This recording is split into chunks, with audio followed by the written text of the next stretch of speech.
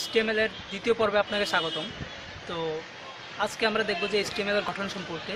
তো আমরা কিভাবে কম্পিউটারের মাধ্যমে HTML কোড লিখব, তো আমরা ওয়েব ডিজাইনের জন্য HTML কিভাবে লিখব এবং কোন সফটওয়্যারটি ব্যবহার করে আমরা HTML এর কোডগুলোকে এডিট করব, তা আজকে আমরা দেখব। তো আমরা মূলত নোটপ্যাড প্লাস প্লাস সফটওয়্যারটি ব্যবহার করে আমরা HTML এর কোডগুলো লিখব। তো এবং প্রথম দিকে নোটপ্যাড সফটওয়্যার ব্যবহার করে HTML এর কোডগুলো লেখা হতো, কিন্তু বর্তমানে নোটপ্যাড প্লাস প্লাস নোটপ্যাডের আপডেট ভার্সন যেটি রয়েছে এটি ব্যবহার করে আমাদের কোডগুলো HTML এর কোডগুলো লেখা হয়। তো এই পর্বে আমরা এটিও দেখব যে কীভাবে একটি HTML এর ফাইল তৈরি করতে হয়। তো আমরা একটি HTML এর ফাইল তৈরি করব এবং HTML এর ফাইল তৈরি করার পর এই ফাইলের মধ্যে আমরা HTML এর গঠনটি লিখে তারপর আমি ব্যাখ্যা করব আপনাদের যে কীভাবে আপনি এই HTML এর ফাইলটি HTML এর এই ডকুমেন্টটি তৈরি হয়েছে। তো আমরা কোন কোন ট্যাগ ব্যবহার করে করব এবং কোন কোন ট্যাগ ব্যবহার করে আমরা ব্যবহারগুলো কিভাবে করতে হয় এবং কোন কোন ট্যাগ আমাদের কি কি কাজে লাগে, তো এটি আমরা দেখব। তো তো প্রথমেই আমরা একটি ফোল্ডার তৈরি করে নিচ্ছি HTML এর কাজ করার জন্য। তো প্রথমে আমি একটি ফোল্ডার তৈরি করে নিলাম, ক্লাস 1 নাম দিলাম। তো প্রথমে একটি ফোল্ডার তৈরি করার পর আমি ফোল্ডারটিতে প্রবেশ করছি। তো দেখুন, তো আমরা এখানে HTML ফাইল তৈরি করব। এখানে HTML ফাইল তৈরি করে আমরা কাজ করব। তো HTML ফাইল তৈরি করে কাজ করার জন্য প্রথমে আমাদের কি করতে হবে, আমাদের অনেকের এই সমস্যায় পড়বেন, তো আমি সমস্যাটি সমাধান করে দিচ্ছি। আপনারা আপনাদের কম্পিউটার থেকে অর্গানাইজ এখানে ক্লিক করবেন। এখান থেকে ফোল্ডার অ্যান্ড সার্চ অপশন এখানে ক্লিক করে দেখুন এখান থেকে লেখা আছে ভিউতে ক্লিক করবেন।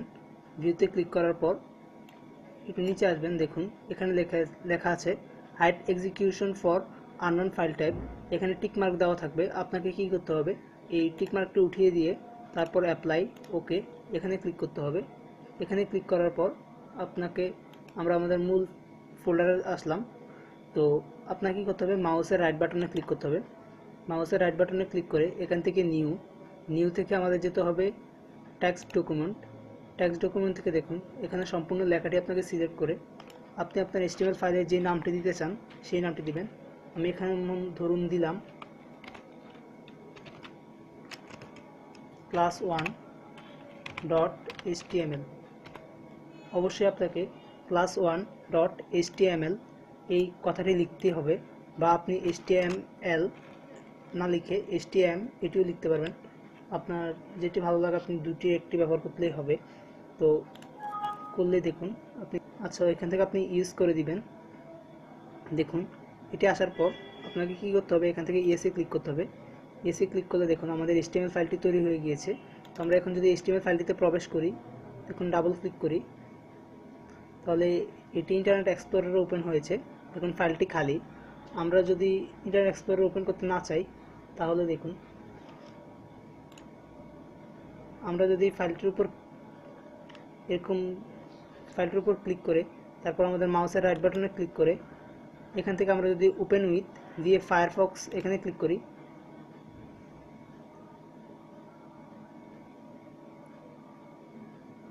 দেখুন আমাদের এই যে HTML ফাইলটি এটি ফায়ারফক্সের মাধ্যমে রান হয়েছে।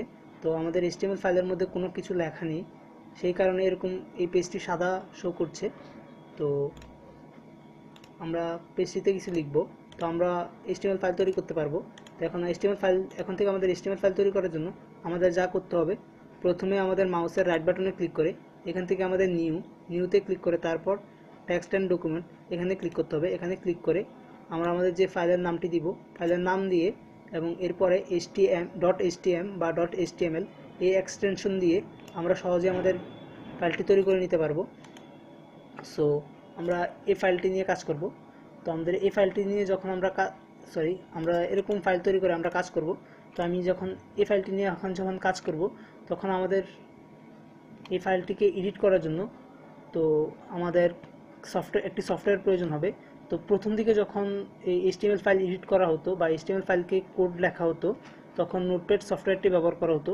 তো নোটপ্যাড সফটওয়্যারটি খুবই পুরনো ভার্সন। তো আমরা এর latest version notepad plus plus এই সফটওয়্যারটি ব্যবহার করব। আপনি ইন্টারনেট থেকে এই সফটওয়্যারটি ডাউনলোড করে নেবেন। তো আমি প্রথমেই HTML ফাইলটি সিলেক্ট করছি। সিলেক্ট করার পর মাউসের রাইট বাটনে ক্লিক করে এখান থেকে edit with notepad plus plus এখানে ক্লিক করলাম। দেখুন এখানে ক্লিক করার পর এই অপশনটি চলে এসেছে। তো আমরা এখানে HTML কোডগুলো আমাদের লিখতে হবে। দেখুন এখানে 1 2 সিরিয়াল করে আসছে, তো আমাদের এখানে HTML কোডগুলো লিখতে হবে। তো কোডগুলো লিখে আমরা ফাইল থেকে সেভ, বারবার প্রতিবার আমাদের চেঞ্জ করার সাথে সাথে ফাইল থেকে সেভ অথবা Ctrl+S একসাথে চাপবো, তাহলে আমাদের ফাইলটি সেভ হয়ে যাবে। তো এখান থেকে দেখুন, এখান থেকেও সহজে আমরা রান করতে পারি, যেটি নোটপ্যাড সফটওয়্যারের মাধ্যমে সম্ভব ছিল না, কিন্তু নোটপ্যাড প্লাস প্লাস এটিকে সহজে সম্ভব করে দিয়েছে। তো আমি প্রথমেই HTML5 জন্য আমি প্রথমে HTML5 এর স্ট্রাকচারটি লিখে নিচ্ছি। দেখুন HTML5 এর স্ট্রাকচারটি,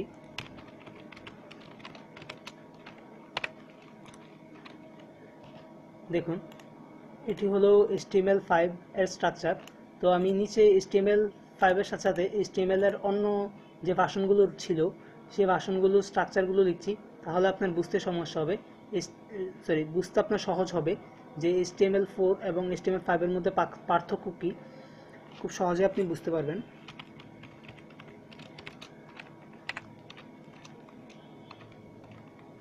দেখুন এটি হলো HTML4 এর স্ট্রাকচার এবং এই অংশটি হলো HTML5 এর স্ট্রাকচার। তো এই দেখুন এই দুটোর মধ্যে পার্থক্য কী রয়েছে। আমরা যখন HTML4 বা এর পুরনো ভার্সন নিয়ে কাজ করতাম, তখন দেখেন আমাদের প্রথম লাইনে বিশাল একটি কোড লেখার প্রয়োজন পড়তো। তো এত বড় একটি কোড লেখার প্রয়োজন পড়তো, কিন্তু HTML5 আমাদের এই কোডটিকে খুব ছোট করে দিয়েছে, যে আমরা যা আমাদের কাজের জন্য খুব সুবিধা করেছে। তো HTML5 আমরা যদি এই অংশটুকু বাদ দিয়ে দেই, HTML4 আমরা এই অংশটিকে বাদ দিয়ে দিই, তাহলে এটি HTML4 এর স্ট্রাকচার হয়ে যাবে। যখন HTML4 এর আগের ভার্সনগুলো ছিল, ওই কোডগুলোতে এই জায়গায় বিশাল একটি কোড লিখতে হতো, কিন্তু HTML5 আমরা খুব সহজেই এই কোডটিকে খুব ছোট করে একটি সহজ একটি কোড লিখে নিয়েছি। তো HTML5 এখন বর্তমান HTML5 অনেক সহজ করে দিয়েছে। তো HTML5 যেরকম এই কোডগুলো আমরা যদি নাও লিখি, তাহলে আমাদের এই HTML5 কাজ করবে। দেখুন HTML5 এই কোডগুলো লেখার প্রয়োজন পড়ে না। তো HTML5 লেখার জন্য আমাদের সিম্পলি এতটুকু কোড লিখলেই হয়। তো আমি এই অংশটুকু বাদ দিয়ে দিচ্ছি HTML4 এর। তো আমি এই অংশটুকু নিয়ে আজকে আলোচনা করব। তো দেখুন এই অংশটুকু আমরা যখন আমাদের HTML ডকুমেন্ট ওপেন করব, তখন প্রথমে আমাদের এখানে একটি লেখা লিখতে হবে, সেটি হলো less than exclamation doc type HTML greater than. এই অংশটুকু আমাদের লিখতেই হবে। এটি হলো HTML5 এর শুরু। তো এটির মাধ্যমে বোঝাচ্ছে যে দেখুন ডক টাইপ এখানে বলতে বোঝানো হয়েছে ডক হলো ডকুমেন্ট, আর এখানে হলো টাইপ, ডকুমেন্ট টাইপ HTML। সম্পূর্ণ লাইনটি দ্বারা এই অংশটি বুঝিয়েছে এটি একটি ডকুমেন্ট টাইপ, যার ডকুমেন্ট টাইপ হলো HTML। তো এই সম্পূর্ণ অংশ দ্বারা এটি বোঝানো হয়েছে। তো তারপর দেখুন আমাদের এই অংশটুকু আমাদের মুখস্থ রাখতে হবে, যেন আমরা আমাদের HTML ফাইল তৈরি করতে পারি। তো এখন আপনি ভাবতে পারেন যে এই কোডগুলো কীভাবে মুখস্থ করব। তো এই কোডগুলো আপনার মুখস্থ করার কোনো প্রয়োজন নেই। আপনি যখন HTML5 নিয়ে কাজ করবেন, তাহলে তখন সহজে আপনার এই কোডগুলো আস্তে আস্তে মুখস্থ হয়ে যাবে। তো প্রথমে আমরা দেখি এই লাইনটি লেখার পর, এই লাইনটি আমাদের অবশ্যই লিখতে হবে। তো তারপর দেখুন এখানে কি রয়েছে, লেস দেন HTML গ্রেটার দেন। তো এই অংশটুকু আমাদের লিখতে হবে। দেখুন এই অংশটুকু শুরু হয়েছে এখানে এবং শেষ হয়েছে এখানে।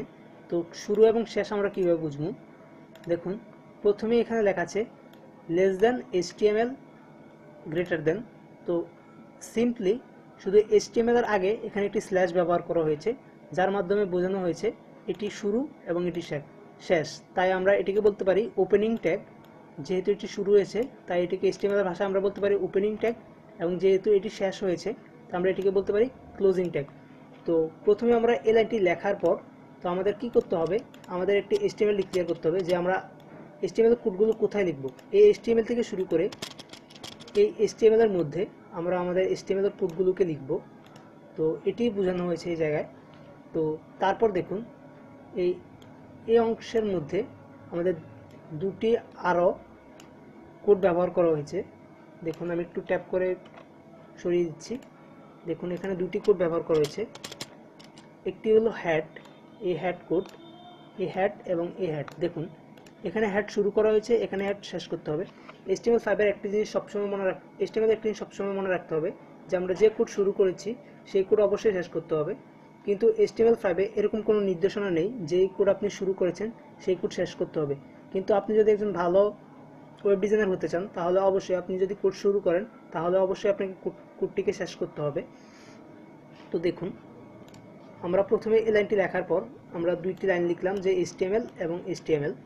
তো তারপর আমাদের যে কাজটি রয়েছে সেটি হলো হ্যাশট্যাগ আমরা লিখব যে, তো আমাদের হ্যাশট্যাগটি এত ম্যান্ডেটরি না, আমরা যদি এটি নাও লিখি তাহলে কোনো সমস্যা হয় না, কিন্তু আমাদের লেখাটাই শ্রেয়। তো এর মধ্যে একটি টাইটেল ট্যাগ ব্যবহার করা হয়েছে। তো আমি একটু পরে দেখাচ্ছি আপনাকে টাইটেল ট্যাগটি কী কাজ করছে। তো হ্যাশট্যাগের মধ্যে আমরা যা লিখব তা আমাদের ওয়েব পেজে শো করবে না। আমাদের মূল কাজ হলো বডি। দেখুন এই পার্টে, তো আমরা যদি বডি ট্যাগের মধ্যে কিছু লিখি, ধরুন আমি বডি ট্যাগের মধ্যে একটি ট্যাগ লিখছি,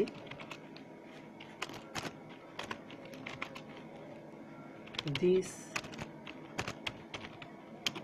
ইজ এ প্যারা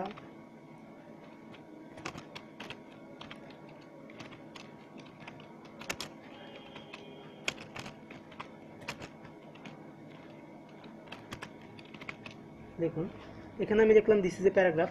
তো আমাকে অবশ্যই ফাইলটিকে সেভ দিতে হবে। আমি ফাইল থেকে ক্লিক করে সেভ এখানে ক্লিক করি। তারপর দেখুন আমি যদি এই অংশটি কেটে দিই, তারপর আমি এটিকে ইন্টারনেট এক্সপ্লোরারে রান করার জন্য ফাইলটির উপর ডাবল ক্লিক করলাম। এখন দেখুন ফাইলটি এখানে শো করছে এবং এখানে লেখা আছে দিস ইজ আ প্যারাগ্রাফ। তো এই লেখাটি আমাদের শো করছে। তো এই লেখাটি আমরা যখন বডির মধ্যে রাখবো, আমরা বডির মধ্যে যাই লিখি তাই আমাদের ডকুমেন্টে শো করবে। দেখুন এই যে আমরা বডির মধ্যে যা লিখেছি তাই এই ডকুমেন্টে শো করেছে। তো আমরা বডির মধ্যে যদি অন্য কিছু লিখি, দেখুন প্যারাগ্রাফের জায়গায় যদি লিখি নিউ, দেখুন তাহলেও আমাদের একই কাজ করবে। আমি Ctrl+S এর মাধ্যমে ফাইলটিকে সেভ করলাম। তারপর আমি একটি অংশটিকে রিলোড দিচ্ছি। দেখেন দিস ইজ এ নিউজ, এই লেখাটি শো করছে।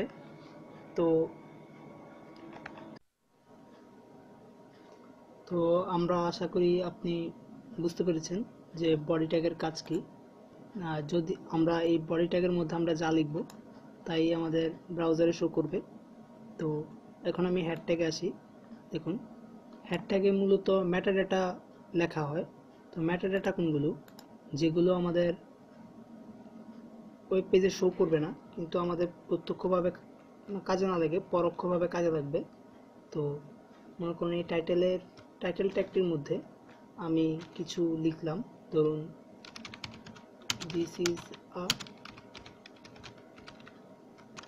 আমি লিখলাম this is a title. So আমি কথাটি লিখলাম, লিখে আমি সেভ দিলাম। সেভ দেওয়ার পরে এবার যদি আমি এটিকে রিলোড দেওয়ার আগে আমি আপনাকে দেখাই, দেখুন এখানে কিছু লেখা নেই। এখানে লেখা আছে যে আমাদের যে ফাইলের ডিরেক্টরিটি রয়েছে। এখন যদি আমরা একটু রিলোড দিই, দেখুন দিস ইজ এ টাইটেল, এই লেখাটি শো করছে। তো আপনি বলতে পারেন এটি তো আপনি বলেছেন যে শো করবে না, কিন্তু এখানে শো করেছে কেন? তো আমি আপনাকে বলি যে এটি আমাদের ওয়েব পেজে শো করে নেই, এটি আমাদের ওয়েব পেজের বাইরে যে বারটি রয়েছে বারটিতে শো করেছে। তো এটি আমাদের ওয়েব পেজে শো করে নেই। সো এই জিনিসটি এখানে। তো আমরা বডি ট্যাগের মধ্যে আমরা যাই লিখব তাই আমাদের শো করবে। ধরুন আমি আরও কিছু ট্যাগ লিখছি,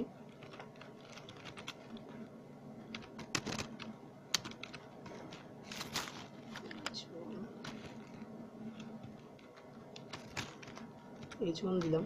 এখানে আমি কিছু লিখি, দিস ইজ এ